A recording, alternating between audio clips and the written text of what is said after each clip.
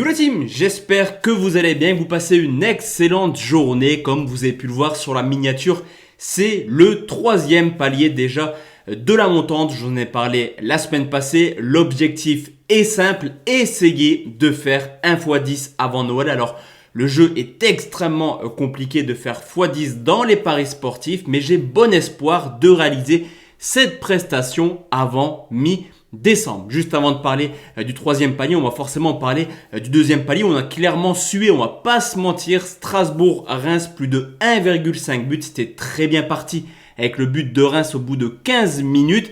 Un penalty loupé de la part de Gamero. Il a fallu une masterclass à la 95e minute et un sublime coup franc pour nous permettre de valider le pronostic qui nous permet de passer de 1 unité à 1,91 unités. Objectif, valider ce pronostic pour quasiment déjà être sur du x3 dans cette montante.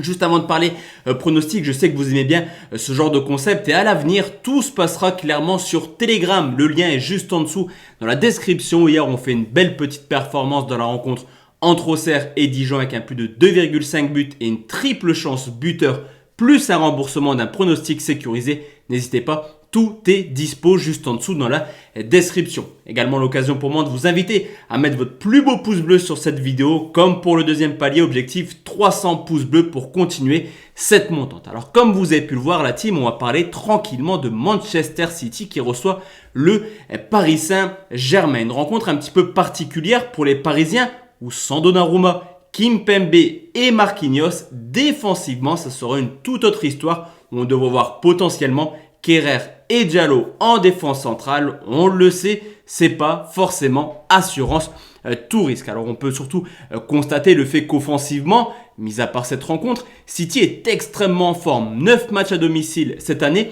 7 fois au moins 2 buts. De plus, City est l'une des meilleures attaques de cette Ligue des Champions avec déjà 15 buts marqués en 4 rencontres.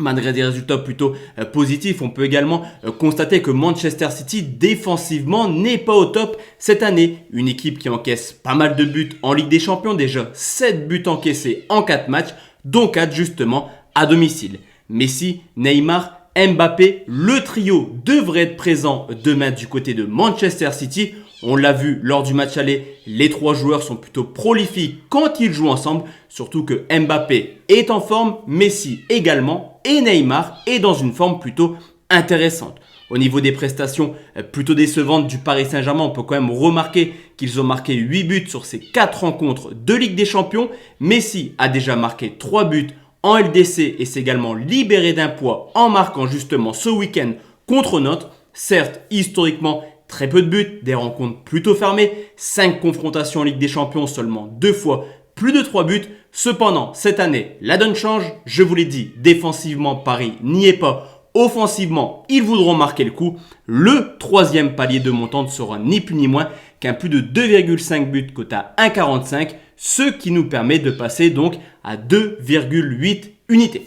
Donc voici la team, mon troisième palier de la montante. On se retrouve forcément bientôt si cette montante passe. En tout cas, à 20h, vous avez l'analyse de mes 8 pronostics concernant la Ligue des Champions. Excellente fin de journée à tous et à toutes. Ciao, ciao.